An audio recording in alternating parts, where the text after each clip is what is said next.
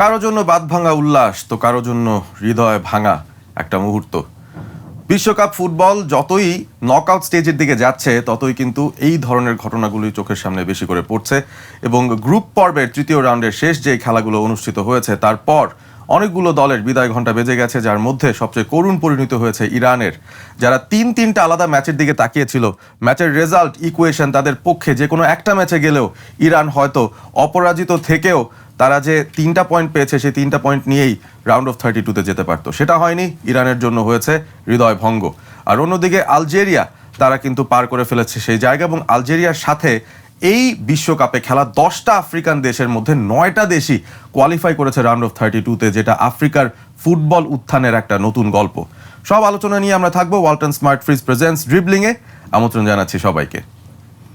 আপনাদের সাথে যথারীতি আমি রয়েছি আহমেদ বিন পারভেজ, এবং আমার সঙ্গে যাকে অতিথি হিসেবে পেয়েছি তার নাম অনিক মাহমুদ। জার্সি দেখে মনে হচ্ছে আপনি কোন দলের ফ্যান আমি আন্দাজ করতে পারছি, but of course being a sports analyst, sports enthusiast, আপনাকে পেয়ে খুবই ভালো লাগছে। আর আপনার ব্যাপারে যদি আরেকটু ডিটেলস আমাদেরকে জানাতেন। ধন্যবাদ আমাকে এখানে সুযোগ দেওয়ার জন্য। আমার নামটা তো বলেই ফেলেন, অনিক মাহমুদ। আমি একজন স্পোর্টস ফ্যান, ফুটবল ফ্যান, পাশাপাশি আমি রিমার্কে কর্মরত রয়েছি ব্র্যান্ড ম্যানেজার হিসেবে। এবং আমি নিয়মিত ফুটবল দেখি, ফুটবলের খোঁজ খবর রাখি, ফুটবল ভালোবাসি। সো পর্তুগালের ফ্যান আসলে কিভাবে হওয়া আপনার? পর্তুগালের ফ্যান কবে আমি হয়েছি এটা আমি স্পেসিফিক্যালি বলতে পারবো না, তবে 2004 ইউরোতে বিটিভিতে নেদারল্যান্ডসের সাথে পর্তুগালের সেমিফাইনাল ম্যাচটা দেখিয়েছিল। ওই ম্যাচে হচ্ছে পর্তুগালকে প্রথম দেখা, বাট ওই ম্যাচে পর্তুগাল সাপোর্ট করেছিলাম কিনা আমার মনে নেই। বাট এরপরে ক্রিস্টিয়ানো রোনালদোকে দেখতে দেখতে কোনো একদিন আমি পর্তুগালের সাপোর্টার হয়ে গেছে বেসিক্যালি। তো আমি স্পেসিফিক্যালি বলতে পারবো না ঠিক কোন তারিখে কোন দিন, বাট হয়ে গেছে পর্তুগালের ফ্যান কোনো একটা সময়। আর পর্তুগালের ফ্যান হওয়ার পেছনে নিশ্চয়ই ক্রিস্টিয়ানো রোনালদোর মতো এরকম তারকাদের একটা অবদান তো ছিলই। ডেফিনেটলি ক্রিস্টিয়ানো রোনালদোর অবদান তো মানে কোনোভাবেই হচ্ছে ডিনাই করা যাবে না। বাট এর পাশাপাশি বাংলাদেশে তখন ক্রীড়ালোক ছিল, ক্রীড়া জগৎ। ওই ম্যাগাজিনগুলো যখন পড়তাম, ওই ম্যাগাজিনগুলোতে ক্রিস্টিয়ানো রোনালদো তখন তো পিক ফর্মে ছিল ম্যানচেস্টার ইউনাইটেডে। তো ওই জায়গাটা থেকে বেসিক্যালি রোনালদোকে ফলো করা, রোনালদো থেকে পর্তুগালে আসা। সো আপনি যদি আমরা পর্তুগাল প্রসঙ্গেই আসি, যেহেতু গতকাল রাতে পর্তুগালের ম্যাচ ছিল, তারা এই শেষ ম্যাচের আগ পর্যন্ত দ্বিতীয় স্থানে অবস্থান করছিল গ্রুপে, এবং গ্রুপ চ্যাম্পিয়ন হতে হলে তাদের ডেফিনেটলি জয়টা প্রয়োজন ছিল কলম্বিয়ার এগেনস্টে। আমরা জানতাম যে ম্যাচটা মোটেও সহজ কোনো কাজ হবে না, তারপরও ওভারঅল যে পারফরমেন্সটা দেখলাম আমরা এই ম্যাচটা থেকে, আপনার আসলে অ্যাসেসমেন্টটা কি পর্তুগালের ওভারঅল এই 3 ম্যাচের পারফরমেন্স? যদি আমাকে প্রশ্ন করা হয় যে এই 3 ম্যাচে পর্তুগালের performance up to the mark ছিল কিনা, বা ওয়ার্ল্ড কাপ শুরু হওয়ার আগে যেমন শাউট ছিল ওয়ার্ল্ড কাপ উইনিং নিয়ে, আমি বলবো যে একদমই না, পর্তুগালের পারফরমেন্স একদমই ভালো ছিল না। আবার যদি আমাকে প্রশ্ন করা হয় যে is it tested to the limit, এটা কি পর্তুগালের বেস্ট পারফরমেন্স কিনা, আমি বলবো যে না, এটা পর্তুগালের সামর্থ্যের হয়তো 50% পারফরমেন্স আমরা দেখতে পাইনি। তবে পর্তুগালের লাস্ট 2 ইয়ার্সের পারফরমেন্স যদি আমরা একটু বিবেচনা করি, আমার মনে হয় আপস অ্যান্ড ডাউন ছিল। আমরা যদি ওয়ার্ল্ড কাপ কোয়ালিফায়ার ক্যাম্পেইনে দেখি, সেখানে কিন্তু রুবেন নেভেসের 92 মিনিটস একটা গোল ছিল আয়ারল্যান্ডসের এগেনস্টে।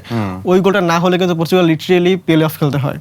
আবার at the same time Nations লিগে কিন্তু হচ্ছে আমরা ফ্যান্টাস্টিক একটা টুর্নামেন্ট খেলেছিলাম, যেখানে কোয়ার্টার ফাইনাল থেকে শুরু করে ফাইনাল পর্যন্ত ডেনমার্ক, জার্মানি, স্পেন 3টে ইউরোপিয়ান বিগ টিমকে আমরা হচ্ছে হারিয়েছিলাম।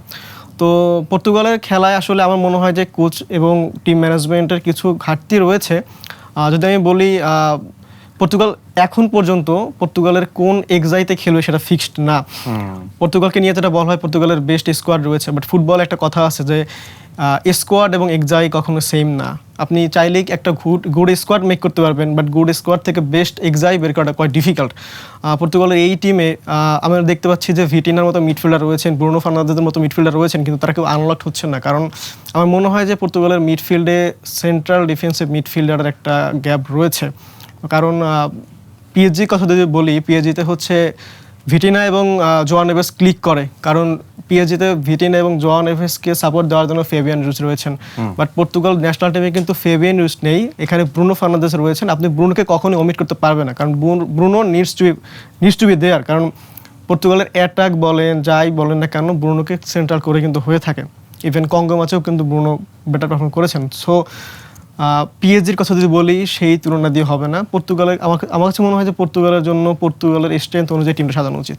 ওকে, আমরা ওভারঅল একটা অ্যাসেসমেন্ট পেয়ে গেলাম পর্তুগালের, বাট গতকালের স্পেসিফিক ম্যাচটার দিকে যদি তাকাই, আমরা তাদের মিডফিল্ড নিয়ে কথা বললাম। অ্যাটাক ওয়াইজ তারা শুধুমাত্র 6টা গোল দিয়েছে সব মিলে, যার মধ্যে 5টা গোলই এসছে উজবেকিস্তানের এগেনস্টে। কলম্বিয়ার সাথেও কিন্তু পর্তুগালের এক্সজি ছিল গতকাল 1-এরও নিচে, যেখানে 0.93 কলম্বিয়ার প্রায় 2-এর মতো ছিল। জি। সো এই যে সিচুয়েশনটা তৈরি হচ্ছে, না অ্যাটাক ওয়াইজ তারা ক্লিক করছে, এবং মিডফিল্ড নিয়ে আমরা যেই ইমব্যালেন্সের কথা বললাম সেটাও কিন্তু আছে। ডিফেন্সটাও কি লিগ প্রুফ? আমার কিন্তু গতকাল মনে হয়েছে যে বেশ কয়েকবার বিশেষ করে ওই নুনো মেন্ডেজের সাইড থেকে, from the left side of Portugal's defence, যেখানে রেনাতো ভিয়েগা এবং নুনো মেন্ডেজ আছেন, এই জায়গা দিয়ে কিন্তু অনেক রানস হয়েছে, অনেকগুলো অ্যাটেম্পটস কলম্বিয়া কিন্তু নিয়েছে। তো এইটা কি একটা সমস্যার জায়গা কিনা? রাইট, এই আমি একটা যে কথাটা বললাম যে স্কোয়াড এবং একজাই কিন্তু কখনো এক না। কারণ আমি স্কোয়াডে দেখতেছি রাফায়েল লিয়াও রয়েছেন, জোয়াও ফেলিক্স রয়েছেন, ইভেন গোডেস তিনি left winger plus striker, second SS মানে সেকেন্ড স্ট্রাইকার। পর্তুগাল ন্যাশনাল টিমে আপনি যখন জোয়াও ফেলিক্সকে স্টার্ট করাবেন, তাকে স্টার্ট করানো হচ্ছে কারণ Ronaldo over the career he has been the best striker in the world, but Ronaldo তার পুরো ক্যারিয়ারে কখনোই কিন্তু লোন স্ট্রাইকার হিসেবে খেলেন নাই। উনি রিয়াল মাদ্রিদে খেলেছেন করিম বেনজেমার সাথে, ইভেন্টাসে খেলেছেন গঞ্জালো হিগুইন এবং মারিও মানজুকির সাথে, আল নাসেরে খেলতেছেন হচ্ছে আপনার জোয়াও ফেলিক্সের সাথে, ইভেন ম্যানচেস্টার ইউনাইটেডে তাকে সাপোর্ট দেওয়ার জন্য কিন্তু তেভেজ ছিল, বারবাদোভ ছিল। হ্যাঁ, তো রোনালদো কিন্তু কখনোই লোন স্ট্রাইকার হিসেবে খেলেন না। তো ওই জায়গাটা থেকে পর্তুগাল ন্যাশনাল টিমেও কোনো রোনালদো কখনোই লোন স্ট্রাইকার হিসেবে খেলেন নাই। তিনি লেফট উইঙ্গার হিসেবে শুরু করতেন, দেন স্ট্রাইকে যেতেন। তো রোনালদোকে ওই ডি বক্সে ওই সাপোর্টটা দেওয়ার জন্য একজন প্লেয়ার দরকার যিনি সাপোর্টিভ স্ট্রাইকার হিসেবে খেলতে পারেন। ওই জায়গাটার জন্য জোয়াও ফেলিক্সকে নেওয়া হয় লাস্ট 2টা ম্যাচে। কিন্তু যদি জোয়াও ফেলিক্সকে আপনি নামান, জোয়াও ফেলিক্স কিন্তু ট্র্যাক ব্যাক করেন না। জোয়াও ফেলিক্স যেহেতু ট্র্যাক ব্যাক করেন না, নুনো মেন্ডেস কিন্তু লেফট ব্যাক থেকে লেফট উইংয়ে উনি শিফট করেন, যেটা আমি রিয়াল মাদ্রিদে দেখেছি। মার্সেলো কিন্তু এই কাজটা করতেন। কিন্তু যখন নুনো মেন্ডেস এই মানে উপরে উঠছেন, তখন তার বিশাল একটা ব্ল্যাঙ্ক স্পেস রয়ে যাচ্ছে, ভ্যাকেন্ট স্পেস থাকছে। ওই ভ্যাকেন্ট স্পেসটাকে আপনার হচ্ছে কভার করার জন্য জোয়াও ফেলিক্সের ট্র্যাক ব্যাক করা উচিত। কিন্তু Joao Felix as a player উনি ট্র্যাক ব্যাক যেহেতু করেন না, ওই স্পেসটা থাকবে। এবং আমার কিন্তু অনেক সময় কথা হচ্ছে যে ইনাসিও কেন নেই। ইনিয়েস্তা কিন্তু এই জিনিসটার জন্যই নেই, কারণ ইনিয়েস্তা কিন্তু হচ্ছে বল ক্যারি করে উনি। সো ওনার ক্ষেত্রে দেখা যায় উনি কিন্তু উপরে উঠে থাকেন অনেক সময় সেন্টার ব্যাক হিসেবে, বাট ভিয়েগা কিন্তু অনেকটা কনভেনশনাল ডিফেন্ডার। তো এই জায়গাটার জন্যই হচ্ছে বেসিক্যালি ভিয়েগা খেলছেন, এবং পর্তুগাল অটোমেটিক্যালি এই জায়গাটা থেকে অ্যাটাক খাচ্ছে নুনো মেন্ডেসের এই সাইডটা থেকে। বাট আপনাকে এটাও বুঝতে হবে যে নুনো মেন্ডেস তো লেফট সাইড থেকে পর্তুগালের অ্যাটাকটা অপারেট করছেন উনি। তো যখন উনি উপরে উঠছেন, অটোমেটিক্যালি কিন্তু একটা ভ্যাকেন্ট স্পেস থাকছে। তো অপোনেন্ট তো ওইভাবেই হচ্ছে ওদের স্ট্র্যাটেজিও ডেভেলপ করছে, ওই সাইডটাতে হচ্ছে ওরা অ্যাটাক করছে। সো আলটিমেটলি যে ব্যাপারটা বুঝলাম পর্তুগালের, তাদের এমন কিছু খেলোয়াড় রয়েছেন যারা বল পায়ে থাকার সময় বোধহয় আক্রমণে হেল্পফুল হতে পারেন, কিন্তু অফ দ্য বল যেই কাজটা করার কথা সেটা বোধহয় এফিসিয়েন্টলি ফ্রন্ট লাইনের দুজনই, আমরা যদি রোনালদো কিংবা ফিলিক্সের কথা বলি, দুজনেরই সেই ইনএফিসিয়েন্সির কারণেই আসলে বাদবাকি সিস্টেমটা অফ দ্য বল খানিকটা বোধহয় ভালনারেবল হয়ে যায়। এইখানে যদি আমি এই 3টা ম্যাচের কথা বলি, পর্তুগাল কিন্তু আসলে অফ দ্য বলে তেমনটা ছিল না, কারণ পর্তুগালে কিন্তু প্রত্যেকটা ম্যাচেই পজিশন ছিল। সো অফ দ্য বলে যদি থাকে, যেমন অফ দ্য বল থাকলে রোনালদো, তখন আপনি 50-50 ম্যাচে থাকবেন, তখন আপনাকে প্রেস করতে হবে। রোনালদোকে নিয়ে অনেক কথা হচ্ছে যে উনি প্রেস করছেন না, বাট আইডিয়ালি যদি আমরা ম্যাচ দেখি, আসলে রোনালদো তো প্রেস করার কোনো সিচুয়েশন ছিল না 3টা ম্যাচে, কারণ বল তো অলওয়েজ পর্তুগালের পায়ে ছিল। তো উনি প্রেস কখন করবেন? সো এই ম্যাচগুলোতে ছিল মোর অফ দ্য টাইম রোনালদোকে ফিট করানো। আর যদি আমি বলি ফেলিক্সের কথা, ফেলিক্সকে হচ্ছে ট্র্যাক ব্যাক করতে হবে যদি উনি লেফট উইং স্টার্ট করেন। আর রোনালদোর এন্ড থেকে আসলে এই মুহূর্তে আমি রোনালদোকে দিয়ে বলবো না যে ওনার প্রেস করাটা খুব ইম্পর্টেন্ট ছিল, কারণ পর্তুগাল যদি ম্যাচটা এমন হতো যে 50-50 বল পজিশন ছিল। আমরা ন্যাশনস লিগ ফাইনালে রোনালদোকে দেখেছি, উনি কিন্তু লামিন ইয়ামালের পা থেকে 3বার বল নিয়ে এসেছেন। তো ম্যাচ বাই ম্যাচ জিনিসটা ডিমান্ডটা ভেরি করে, কোন ম্যাচে কি ডিমান্ড। আমি হচ্ছে একটা ম্যাচে দেখলাম স্টার যে তিনি কয়টা বল ট্যাকেল করেছেন, কয়বার উনি প্রেস করেছেন, ওটা ডিপেন্ড করে আমার ম্যাচ সিচুয়েশনের উপরে। কঙ্গো ম্যাচে তো কখনোই পর্তুগালের প্রায় বল ছিল অ্যারাউন্ড 73%। তো ওই জায়গাটা তো প্রেসিং করার কোনো স্কোপ ছিল না। ওইখানে বল আসবে, রোনালদো গোল করবেন, 10টা শট করবেন, 2টা অন টার্গেট হবে, 3টা অফ টার্গেট হবে, 2টা গোলকিপার সেভ করবেন, একটা গোল হবে, একটা ব্লক হবে, এভাবেই হয়। তো আমার কাছে মনে হয় যে এই জায়গাটাতে আসলে লেফট উইংয়ে যিনি খেলবেন, এইদার জোয়াও ফেলিক্স খেলেন বা রাফায়েল লিয়াও খেলেন, এই দুইজনের হচ্ছে একটু এক্সট্রা ওয়ার্ক করতেই হবে। এখন অনেক কথা হচ্ছে ইভেন যে রোনালদোকে স্টার্ট করানো যাবে কি যাবে না। ধরেই নিয়ে যদি রোনালদো স্টার্ট না করেন, তাহলে কি স্টার্ট করবেন? Gonzalo Ramos.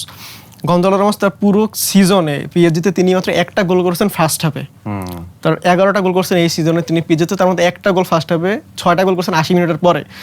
এই জায়গাটা আমার মনে হয় যে মার্টিনেজের একটু ওয়ার্ক করা উচিত। রোনালদো 3টে ম্যাচ 90 মিনিট খেলেছেন, আমার কাছে মনে হয়েছে রোনালদো 3টে ম্যাচ 90 মিনিট খেলার প্রয়োজন ছিল না। Ronaldo should start every match. কেন? অনেকে বলছে যে রোনালদো স্টার্ট করা উচিত না, বাট আমি বলবো রোনালদোর এভরি ম্যাচ স্টার্ট করা উচিত, কারণ রোনালদো যখন স্টার্ট করছেন তখন অপোনেন্ট কিন্তু অটোমেটিক্যালি একটু ডিফেন্সিভ খেলতেছে। রোনালদোকে আটকানোর জন্য আমরা কিন্তু দেখছি প্রত্যেকটা ম্যাচে 2জন ডিফেন্ডার ছিল। গঞ্জালো রামোস যদি স্টার্ট করেন, ওদের কিন্তু তখন একটা লাক্সারি থাকবে অ্যাটাকিং খেলার, তখন কিন্তু পর্তুগালের গোল হজম করার একটা প্রবণতা থাকবে। আমরা কিন্তু 2022 ওয়ার্ল্ড কাপে কোয়ার্টার ফাইনালে দেখেছি, যখন রোনালদো ছিল না ওই ম্যাচে কিন্তু রোনালদো ছিল স্টার্ট করেন এবং মরক্কো কিন্তু অনবরত অ্যাটাক করতেছিল। So Ronaldo should start every match, but আমার মনে হয় যে 70 মিনিটের পরে 75 মিনিটের পরে রোনালদো শুড বি সাবড। তো 3টা ম্যাচ ছিল, আমার মনে হয় যে আজকের ম্যাচটা অন্ততপক্ষে রোনালদো 70 মিনিটের পরে সাব করা উচিত ছিল, কারণ আজকের ম্যাচটা দেখে আমার মনে হয়েছে টাইম টু টাইম পর্তুগাল কখনো খেলেছে ম্যাচ জয়ের জন্য, কখনো মনে হচ্ছে না ঠিক আছে ম্যাচটা একটু স্লো খেলি, রিদমটা স্লো করি। তো পর্তুগাল আসলে এই ম্যাচে কী চেয়েছিল পর্তুগাল এজ এ টিম, ওটা আমার কাছে কনফিউজ লাগছে এজ এ দর্শক হিসেবে। আমি জানি না টিম ম্যানেজমেন্ট বা কোচের কী ইচ্ছা ছিল, তবে আমার কাছে মনে হয়েছে রোনালদো কোনো একটা ম্যাচে হয়তো উনি 70 মিনিটের পরে সাব হইলেও হইতে পারতেন, but going forward on forward Ronaldo should start every match, কারণ আদারওয়াইজ অপোনেন্ট হচ্ছে আপনাকে ওইভাবে চেপে ধরবে। বাট রোনালদো 90 মিনিট খেলা উচিত কি উচিত না সেটা আমি যদি বলি, রোনালদো কিন্তু লাস্ট সিজনে আল নাসরে কোনো ম্যাচ 90 মিনিটে খেলেন না, শুধুমাত্র একটা ম্যাচ 90 মিনিট উনি খেলেছেন, গাম্বো সকার এগেনস্টে এফসি এশিয়ান কাপের সেকেন্ড টায়ারের যে ফাইনাল ম্যাচটা, ওই ম্যাচটা, আর কোনো ম্যাচে 90 মিনিট খেলেন নাই। Secondly UEFA Nations league final Ronaldo 90 minute খেলেন নাই, UEFA Nations league semifinal Ronaldo 90 minute খেলেন নাই। 2টা ম্যাচে কিন্তু রোনালদো 80 মিনিটসের দিকে সাব হয়ে গেছেন। তো কোচের আসলে ওই জায়গাটা থেকে একটু চিন্তা করা উচিত, কারণ গঞ্জালো রামোস কিন্তু সেকেন্ড হাফে উনি সাব হিসেবে সুপার সাব হিসেবে গোল করছেন এবং পিএসজিতে লুইস এনরিকে ওনাকে দিয়ে 6টা গোল বের করেছেন সেকেন্ড হাফে 80 মিনিটের পরে। তো আপনি এই জায়গাটা ওনাকে ব্যবহার করেন, তো আমার মনে হয় যে একটু ওয়ার্ক করার জায়গা পর্তুগালের অবশ্যই আছে। হ্যাঁ, অবশ্যই রোবার্টো মার্টিনেজের আসলে ওয়ার্ক করার অনেক কিছুই আছে, কারণ রেজাল্টস পারফরমেন্সেস কোনো কিছুই কিন্তু তার এবং তার টিমের পক্ষে কথা বলছে না। আমরা রোনালদোকে নিয়ে যেহেতু কথা বলছি, we have to talk about Lionel Messi. আর্জেন্টিনারও খেলা হয়েছে, সকালবেলায় আমরা সেই ম্যাচটা দেখলাম। ওভারঅল বোঝাই যাচ্ছিল যে একটা খুবই চেঞ্জড একটা 11 নিয়েই আর্জেন্টিনা নামবে জর্ডানের এগেনস্টে, কারণ তাদের আসলে এই ম্যাচ থেকে পয়েন্টস ওয়াইজ পাওয়ার কিছু ছিল না। তারপরও তো পারফরমেন্সটা বেশ কনভিন্সিং, যদিও অনেকে বলছেন যে হ্যাঁ আবারও কিন্তু ওই সেট পিসের উপরেই নির্ভর করে আর্জেন্টিনা তাদের খেলাটা খেলেছে এবং মেসি তো স্টার্ট করলেন না। Being a Ronaldo fan, I should admire Messi, কারণ উনি এখন যে ফর্মে আছেন, মেসি তার এন্টায়ার ফুটবলিং ক্যারিয়ারে আর্জেন্টিনার হয়ে আমি এতটা ফ্লোরিশ তাকে দেখি না। 3 ম্যাচে 6 গোল করেছেন। আমি জানি না স্টার্ট ওয়াইজ মেসি কখনো টানা 3 ম্যাচে 6 গোল করছেন কিনা আর্জেন্টিনার হয়ে, হয়তো করছেন, বাট আমি আসলে ওইরকমভাবে মনে করছি না কোনো কম্পিটিটিভ টুর্নামেন্টে করে নেই, দ্যাটস ফর শিওর। এবার আমি আসি যে পেনাল্টি নিয়ে অনেক কথা হয়। পেনাল্টি আর্জেন্টিনা পায় কারণ আর্জেন্টিনা ডি বক্সে ড্রিবলিং করে। I haven't seen Portugal doing dribbling in D box. Portugal তো ড্রিবলার আছে, রাফায়েল লিয়াও রয়েছেন, ফেলিক্স রয়েছেন, রোনালদো তো এখন ড্রিবলিং করে না, পেদ্রো নেটো রয়েছেন, ডি বক্সের মধ্যে তাদের ঢোকার ওই প্রবণতা দেখছি না। তো তারা কীভাবে পেনাল্টি আশা করতে পারে? আর্জেন্টিনা পেনাল্টি পাচ্ছে, হ্যাঁ কন্ট্রোভার্সি পেনাল্টি নিয়ে থাকবে আছে, বাট তারা তো পাচ্ছে, ড্রিবলিং করতে যাচ্ছে, অপোনেন্ট ফাউল করছে, এই জন্যই তো পাচ্ছে। আর সেট পিস থেকে গোল হবেই, এটা খুবই স্বাভাবিক। ফ্রি কিক থেকে আজকে আর্জেন্টিনা 2টা গোল করছে, আমি জানি না কোনো দল ওয়ার্ল্ড কাপে এক ম্যাচে 2টা সেট পিস থেকে গোল করছে কিনা। সো যেখানে ক্রেডিট দেওয়া সেখানে অবশ্যই দিতে হবে। আপনি এনজয় করেছেন কোনটা? লো সেলসও কিন্তু আসলে আনলাকি একজন ফুটবলার, আর্জেন্টিনার অনেকেই বলেন যে আসলে তার যে ক্যাপাবিলিটি, অনেক সময় দেখা যায় ইম্পর্টেন্ট টুর্নামেন্টের আগেই তিনি কোনো না কারণে ইনজুরির কারণে বা কোনো কারণে আসলে ছিটকে যান। এবার ফাইনালি থার্ড ম্যাচে একটা স্টার্ট পেয়েছেন এবং what a goal. Yes, if I am not wrong, Lo Celso most probably 2022 world cup miss করেছিলেন। সো ব্রিলিয়ান্ট একটা গোল ছিল লো সেলসোর, এবং মেসির ফ্রি কিকটাও খুব ভালো ছিল। তবে এখানেও হচ্ছে আমি আর্জেন্টাইন কোচকে একটা অবশ্যই তার মাস্টার মাইন্ড টেকটিক্স একটা ক্রেডিট দিতেই হয়। যেমন আজকে তিনি কিন্তু সেন্সেকে স্টার্ট করেছেন। এই জায়গাটাতে পর্তুগালের কাছে যদি আমি বলি, ইনাসিও কিন্তু ছিল পর্তুগালের ফার্স্ট চয়েস সেন্টার ব্যাক। 3টা ম্যাচে অ্যাটলিস্ট কঙ্কা ম্যাচেও তিনি কিন্তু 20 মিনিট হলেও সময় পেতে পারতো। তো এভাবে টিম ইউটিলাইজেশন, প্লেয়ারের হচ্ছে সাব করা, প্লেয়ারের ফ্যাটিক ম্যানেজ করা, এই জায়গাগুলোতে হচ্ছে স্কলানি টপ নচ। আমার কাছে মনে হয় যে এই মুহূর্তে ন্যাশনাল টিমে ওনার চেয়ে আসলে প্লেয়ার ফেটিক, টিম কেমিস্ট্রি, এই জায়গাগুলোতে হচ্ছে কেউ ওনার চেয়ে ভালো ওয়ার্ক করছেন বলে আমার মনে পড়ে। এবং যেটা আমি প্রথমে বলেছিলাম যে পর্তুগাল ওয়ার্ল্ড কাপের 3টা ম্যাচ শেষ, এখনো জানে না তাদের আসলে বেস্ট এক্সাই কোনটা, but Argentina have been playing the same XI for the last 4 years. So তাদের টিম কেমিস্ট্রি তেমনই থাকবে। বেশ কিছু জায়গায় তাদের আসলে একই প্লেয়ারদের কি ঘুরে ফিরে খেলানো হচ্ছে, যেটা খুবই ইম্পর্টেন্ট। 4 ইয়ার তার কিন্তু একই মানে এক্সাইতে খেলতেছে অলমোস্ট। 2024 কোপা আমেরিকা এক্সাই এবং এই XI formation same. Formation, player, personal মোটামুটি একই রকম, এবং আর্জেন্টিনার এই কনসিস্টেন্ট সাকসেসের পিছনে নিশ্চয়ই লিওনেল স্ক্যালোনির বিশাল একটা অবদান রয়েছে। বাট আসলেই Messi out of the world খেলছেন, তিনি 6টা গোল দিয়ে ফেলেছেন 3 ম্যাচ থেকে, যেটা ইনক্রেডিবল। বেঞ্চ থেকে নেমেও গোল পাচ্ছেন। অনেকে বলছিলেন তিনি যদি 11-এ শুরু থেকে থাকতেন হয়তো একটা হ্যাট্রিক দেখা যেত। বাট সেটা আর্জেন্টিনা ফ্যানদের জন্য স্বস্তি হলেও কেপ ভার্ডেদের জন্য খুব একটা স্বস্তি হয়তো নয়, কারণ তারা তো জেনে গেছে তাদের অপোনেন্ট আর্জেন্টিনা। রাউন্ড অফ 32 যতগুলো ম্যাচ আমরা মোটামুটি দেখে ফেলেছি কার কার সাথে খেলা। আমরা স্পেসিফিক কয়েকটা টিমের ফিক্সচার নিয়ে কথা বলতে পারি যে রাউন্ড অফ 32-তে আসলে কার কতটুকু সুবিধা অসুবিধা হলো। পর্তুগাল যদি গ্রুপ চ্যাম্পিয়ন হতো, তারা আসলে আর্জেন্টিনা, ব্রাজিল, ইংল্যান্ড যেই সাইডে পড়েছে ওই সাইড থেকে তাদের এগিয়ে আসতে হতো। আর এখন যেহেতু তারা সেকেন্ড হয়েছে, তারা কিন্তু ওই স্পেন, জার্মানি, ফ্রান্স, নেদারল্যান্ডস ওদের পুলে গিয়ে পড়েছে। সুবিধা কি আছে পর্তুগালের এই সেকেন্ড হয়ে অন্য সাইডে যাওয়া? It could B A blazing in disguise. কারণ 2014 ফিফা ওয়ার্ল্ড কাপ পর্তুগাল আমেরিকার সাথে ড্র করে বাদ পড়ে। 2018 ফিফা ওয়ার্ল্ড কাপ উরুগুয়ের সাথে হেরে বাদ পড়ে। 2017 national Confederations cup, sorry 17 confederation cup Portugal চিলির সাথে টাইব্রেকারে হেরে বাদ পড়ে। 2022-এ মরক্কোর সাথে হেরে বাদ পড়ে। 2021-এ বেলজিয়াম তখন লোবলোক খেলতো, বেলজিয়ামের সাথে হেরে বাদ পড়ে। তো পর্তুগাল লাস্ট কয়েকটা টুর্নামেন্টে যে সমস্ত ম্যাচে হেরে বাদ পড়ে, প্রত্যেকটা টিম এইদার লো ব্লকিং টিম অথবা ল্যাটিন টিম অথবা আমেরিকান টিম। সো ওই জায়গা থেকে যদি বলি, পর্তুগালের কিন্তু আসলে একটু ল্যাটিন ঘরানার টিম, একটু ফিজিক্যাল, একটু লো ব্লকিং টিমের সাথে পর্তুগালের পারফরমেন্স তুলনামূলক খারাপ। সো ওই জায়গাটা থেকে যদি বলি একটু তৃপ্তি যদি নিজেরা নিতে চাই, সেক্ষেত্রে মনে হয় না ঠিক আছে এই সাইডে ইউরোপিয়ান টিম রয়েছে, সবই ইউরোপিয়ান মোটামুটি। দেখে মনে হচ্ছে পর্তুগালকে একটা ইউরো খেলে ফাইনালে যেতে তো ওই জায়গাতে হইতে পারে যে আসলে পর্তুগাল ওদের মিডফিল্ডটা হয়তো এখন আনলিশ করতেও পারে। কারণ এই যে 3টা ম্যাচ পর্তুগাল গ্রুপ পর্বে খেললো, এখানে তো মিড ব্যাটেল ছিলই না বললে চলে। তো আসলে মিডফিল্ডারদের যে ফুল রিদম বা ফ্লোরিশ করার জায়গাটা একদম ছিল না। বাট হয়তো একটা গুড মিড ব্যাটেল আমরা দেখতে পাবো হচ্ছে গিয়ে আপনার ক্রোয়েশিয়ার সাথে। কারণ ক্রোয়েশিয়াতে কিন্তু লুকা মদ্রিচ, কোভাসিচ, ভ্যাসালিস রয়েছেন, যারা কিন্তু ভালো মিডফিল্ডার এবং 3 জনই হচ্ছে ইউরোপের টপ লিগে খেলছেন।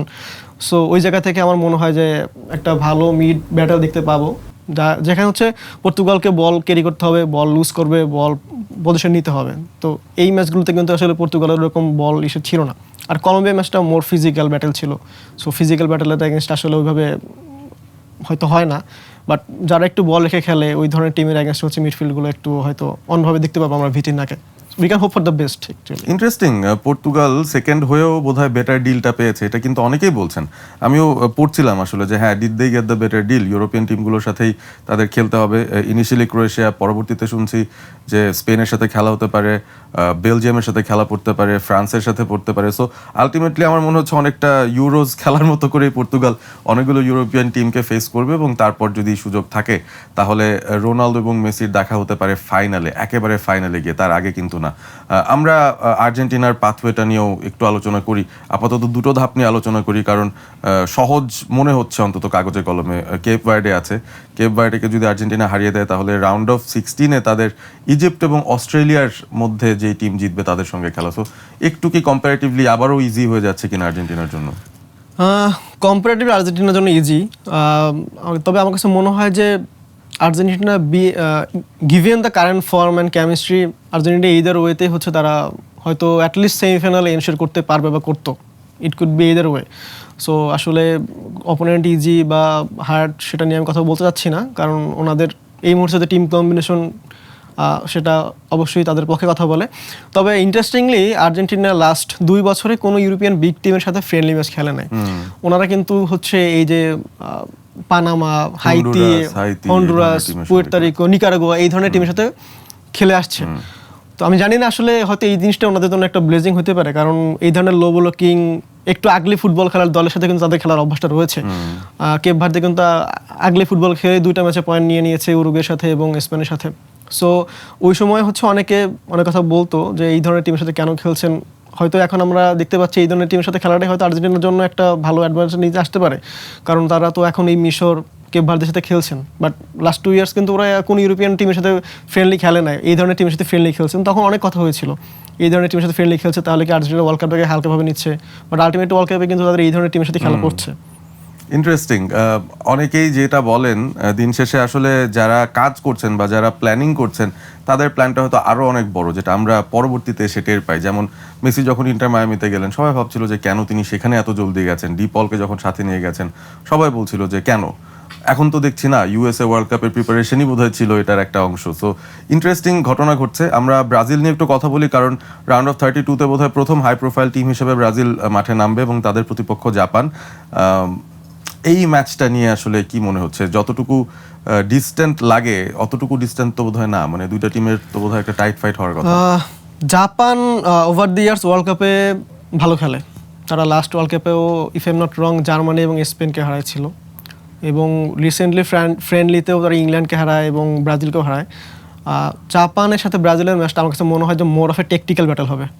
জাপান 3-4-2-1-এ খেলে শুরু করে এবং যখন ডিফেন্স করে তখন তারা 5-3-2 হয়ে যায়। সো ওই জায়গাতে আমার মনে হয় যে ব্রাজিলেরও আসলে উইঙ্গারদের একটা বড় রোল থাকবে। আমরা জানি যখন 3-4-2-1 আপনি খেলেন তখন তো দুই সাইডে লেফট ব্যাক রাইট ব্যাক নাই, সো একটা বিগ ভ্যাকেন্ট স্পেস থাকে। আমার মনে হয় যে ওই জায়গাটা হচ্ছে ভিনিসিয়াস এবং রায়ান এক্সপ্লোর করা উচিত তাদের ideally, given the pace Vinicius has. So আমার কাছে মনে হয় যে জাপান ওই ম্যাচটাতে রেগুলারলি জাপান যেই ধরনের অ্যাটাকিং ফুটবল খেলে আমার কাছে মনে হয় যে তারা একটু মোর ডিফেন্সিভ ফুটবল খেলবে এবং তারা হয়তো চাইবে ম্যাচটা এক্সট্রা টাইমে নেওয়ার জন্য। আমার কাছে মনে হয়, কারণ আমরা জানি জাপানিজ প্লেয়ারদের আসলে একটু স্টামিনা বেশি থাকে, তারা 90 মিনিট ধরে বা এর পরে হচ্ছে এক্সট্রা টাইমে গিয়েও কিন্তু ওই রিদমটা ধরে রাখতে পারে। এবং ব্রাজিলের পেনাল্টি দুর্বলতা রয়েছে, জাপান হয়তো চাইবে ম্যাচটা এক্সট্রা টাইমে নেওয়ার জন্য।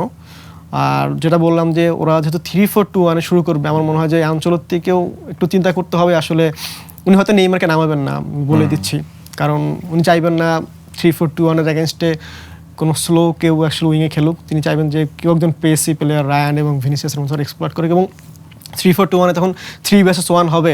কুনহার এগেনস্টে তিনটা সেন্টার ব্যাক থাকবেন, হয়তো কুনহা আসলে ফলস লাইন হিসেবে খেলবেন। আমার কাছে মনে হয় তিনি বারবার নিচে নেমে আসবেন ডিফেন্স লাইনটাকে ব্রেক করার জন্য। তো ওই জায়গাটাতে আমার মনে হয় যে একটু more of A tactical battle হবে জাপান এবং ব্রাজিল ম্যাচটা।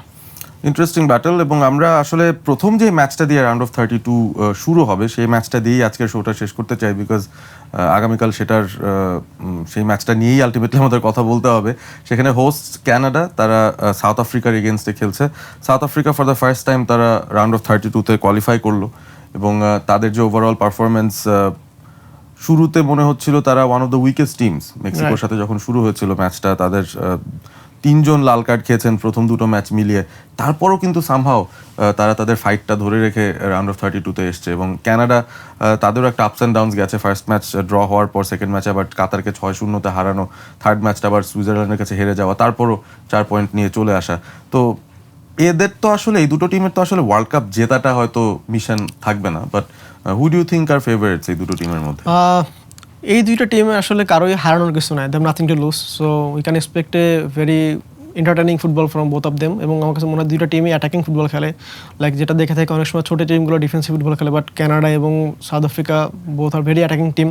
আমার কাছে মনে হয় we should expect for a goal fest in that match, but আমার কাছে মনে হয় যে কানাডা হয়তো থ্রু করবে। কানাডা হয়তো থ্রু করবে। অন দ্যাট নোট আজকের Walton smart fridge presents dribbling এর এপিসোডটা শেষ করতে চাই। অনেক অনেক ধন্যবাদ অনেক মাহমুদ সাথে থাকার জন্য। Thank you. আগামী পর্বে নিশ্চয়ই দেখা হবে, এবং এখন অন্তত ম্যাচের সংখ্যা কমছে বলে আমরা প্রত্যেকটা ম্যাচ নিয়ে ইন ডিটেল আলোচনা করার সুযোগ পাবো। নিশ্চয়ই আমাদের সঙ্গে থাকবেন আগামীকালও। চলে আসবো সময় মতো। ভালো থাকবেন সবাই।